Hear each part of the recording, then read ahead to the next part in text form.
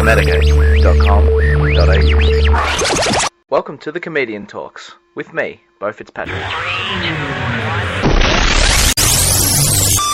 JJ Mclean is a man who, for the past 5 years, has been seen frequenting the Melbourne comedy scene.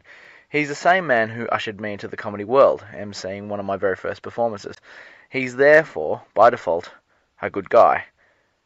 In our 3-hour talk, which obviously had to be shortened, we got some insight into what it's like to be a contented comedian. We're joined here with JJ Mclean. G'day, Beau. G'day. He's been in the scene. How long have you been in the scene for? Oh, it's 5 years roughly. Great. 5 years roughly. Not an enormous amount of gigs in that time. I'm certainly not what you call a gig pig. My other commitments make it difficult. But I'm just taking a long-term view, mate. You know, I mean, one day I'll have my life organised so that I can devote more time to comedy, and then I'll be getting out there doing stacks. And in the meantime, I'm just working away at it. Slowly, monkey catch you. That's it. That's it.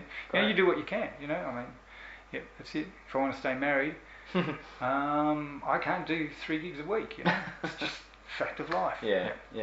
What's ultimate work-life balance with comedy? Okay, I don't want to be on TV particularly. I'd love to be doing radio, because I've done a few radio interviews, love radio. I would love to be able to headline at comedy venues, around Melbourne particularly, but I wouldn't mind ducking interstate for some gigs, though I don't want to spend too much time on the road because, once again, family. Yeah, that's the ultimate for me. You know, I'd like to be this headline standard. And it's a nice goal. Yeah, well, I think I share your goal as well. I think I was talking to a couple of comedians, and we were just saying pretty much, you know, where's it going? Because it's important to know these things, I guess, because, you know, you want to know if you're succeeding or not. And I just thought, you know what, if I could headline a couple of these gigs around town, I'd be happy. Just doing gigs every now and then. And talking about TV and all that sort of stuff. And I think I'd rather just do the live action, because there's no greater validation than actually finding out if your gig is a good gig. Yeah. There and then. Yep. Yeah, look, that to me sounds like a fantastic lifestyle. And of course, if you're good enough to headline at a club in Melbourne, you're good enough to headline at a club in Sydney, or Brisbane, or Auckland, or maybe London, you know, or, you know, certainly many places in the US. If you're good enough to headline in Australia, you know, you're good enough to take it overseas. And Pommy Johnson will tell you that sort of stuff. Go overseas, do all that sort of gear. It actually says it's funny, because you go over to England and you'll find that there's a lot of comedians are very similar. Like, you'll have one guy in the Aussie scene who's got another guy in the English scene who's very, very similar. They'll even have similar material, similar personas and stuff like that. I said to him, what? So there's a Pommy? Well, they call him Aussie, you know? I don't know. Weird, but yeah. He said, no, it's like that. But look, I'd love to be able to do that. But for me, you know, the day that it's not working for my family is the day that I do it different. Yeah. You know? If I can't make it work for my family, I ain't doing it. You know. And you know, it's always got to be fun. But yeah, look, I love stand-up. You know, I was a stand-up punter for many years before I ever got onto the stage.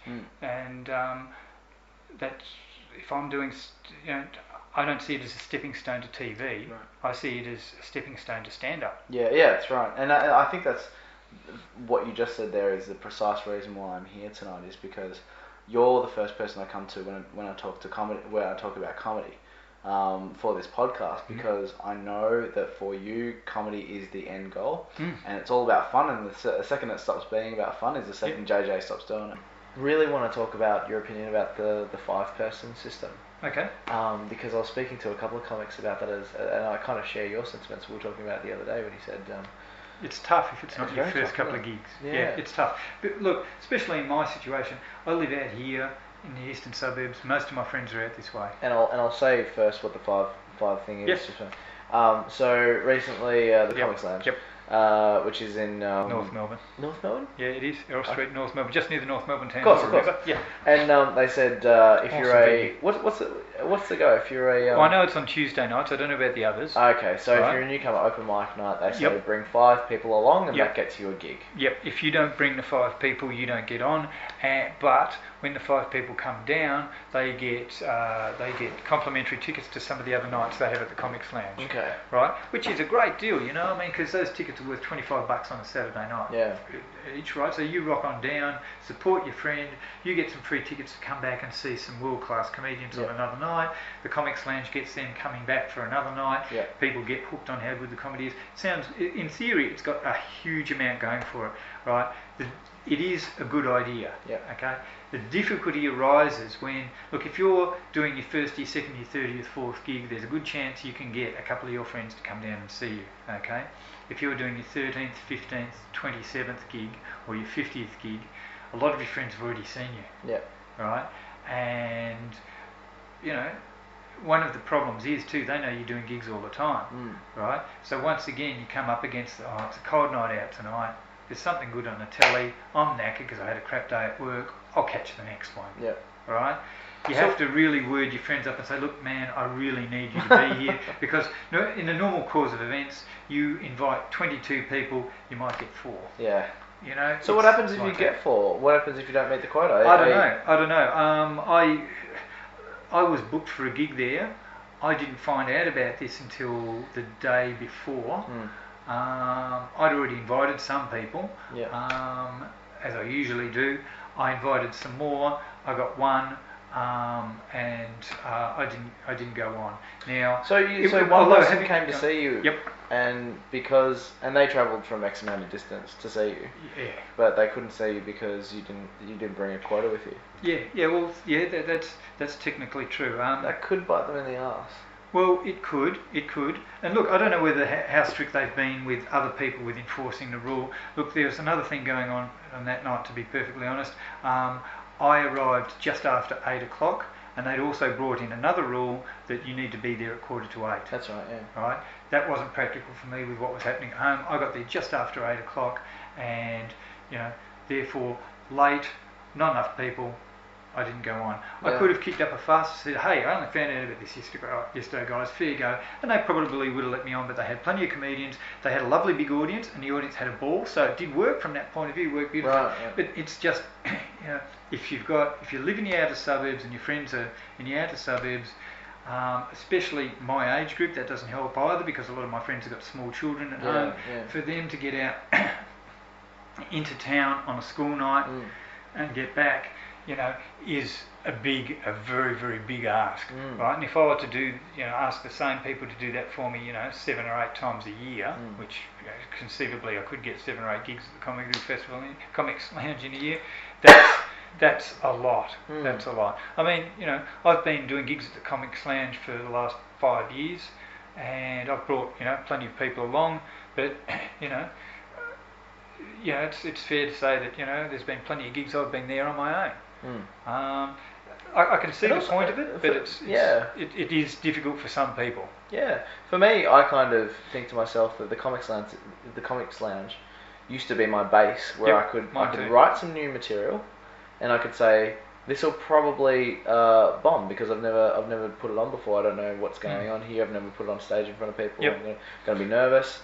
It's the place I literally went to bomb, and because you walk out of there and you go, yeah, that didn't work, but this worked. So you keep that, and then you take it to other venues.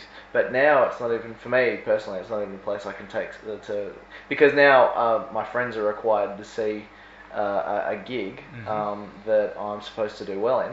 So of course, if I'm going to be doing well in front of my friends, I'm going to be working material that I know works. Yep.